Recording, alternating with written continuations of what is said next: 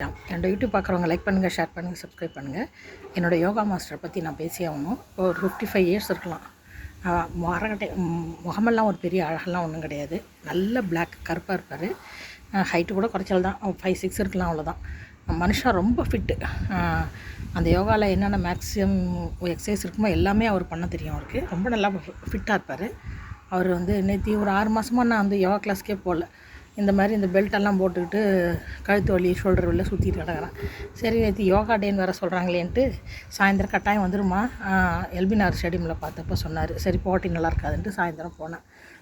குரு இல்லையா, அதனால் போனப்போ இந்த மாதிரி பெல்ட் போட்டு சுற்றிட்டு இருக்கேன் சார், அதனால தான் 6 மாதமாக கிளாஸ்க்கு வரலன்னு சொன்னேன். பெல்ட்டா இதெல்லாம் போடக்கூடாதுமா, அதெல்லாம் ஒன்றும் கிடையாது, உனக்கு ஒன்றும் இல்லை.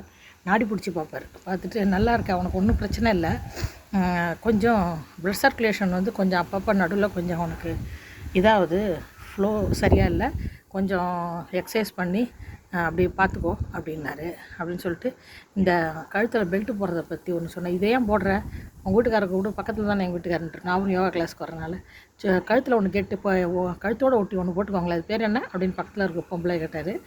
ஜுவல்லரி சோக்கர் வாங்கி கொடுங்க, இதெல்லாம் வாங்கி கொடுக்காதீங்க அப்படின்னாரு. சிரிப்பு தான் வந்துச்சு. சோக்கர் போடுற வயசா சார் எனக்கு அப்படின்னா, அதெல்லாம் ஒன்றும் கிடையாதுமா இதெல்லாம் உனக்கு செகண்ட் இன்னிங்ஸு, இதெல்லாம் உனக்கு வயசே ஆகிடுச்சு நீ ஏன் நினைக்கிற அப்படின்னாரு. அதெல்லாம் வாங்கி போட்டுக்கோ, இதெல்லாம் போடாத அப்படின்னாரு. என்னமோ கொலஸ்ட்ரால் இருக்குதுன்னு சொல்கிறாங்க சார், நான் இப்படி கண்டதையும் சாப்பிட முடியும்னா, கொலஸ்ட்ராலும் கிடையாது, ஒன்றும் கிடையாது. இந்த பாரு, நான் ஒரு நாளைக்கு 1 கிலோ பிரியாணினாலும் சாப்பிட்ருவேன், ஒன்றும் பண்ணாது. நான்வெஜ், மட்டன், சிக்கன் எல்லாமே நல்லா சாப்பிடுவேன்.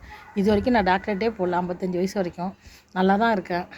அதனால் உனக்கு ஒன்றுமே இல்லைன்றத முதல்ல நீ நம்பிட்டு நல்லா எக்ஸசைஸ் பண்ணு, நல்லா சாப்பிடு, ஒன்றும் பண்ணாது அப்படின்னாரு. என்ன ஒரு கான்ஃபிடென்ட்டான வார்த்தை பாருங்கள்.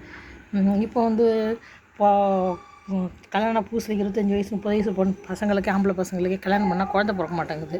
இந்த ரேப்பெல்லாம் யார் தான் பண்ணுறாங்கன்னு தெரில, அவங்களுக்குலாம் எவ்வளோ எனர்ஜி இருக்குமோ தெரில. கல்யாணம் பண்ணால் பிறக்க பண்ணிட்டா அப்போ அந்த IVF என்னென்னமோ சொல்கிறாங்க, அந்த மாதிரி சென்டர் தான் இப்போல்லாம் நிறையா இருக்குது. ஃபேமிலி பிளானிங் பண்ணுறதே இப்போ காணும்.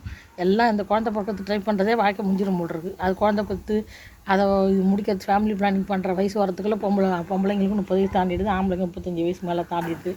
அப்புறம் எங்கே ஃபேமிலி பிளானிங் பண்ணிக்காது, அதெல்லாம் ஒன்றும் இல்லை. ஆனால் இவரை பார்த்தா, அவர் சொல்கிறத பார்த்தா என்ன ஒரு கான்ஃபிடென்ட்டான மனுஷன் பாருங்கள்.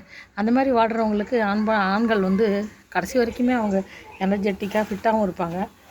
ஹெல்த் இஷ்யூஸ் இல்லைன்னு வச்சிங்களேன். எல்லா ஆம்பளைங்களுக்குமே குழந்தை பிறக்கும், வயசானா கூட. அப்படி தோணுது எனக்கு. லைக் பண்ணுங்கள், ஷேர் பண்ணுங்கள், சப்ஸ்கிரைப் பண்ணுங்கள்.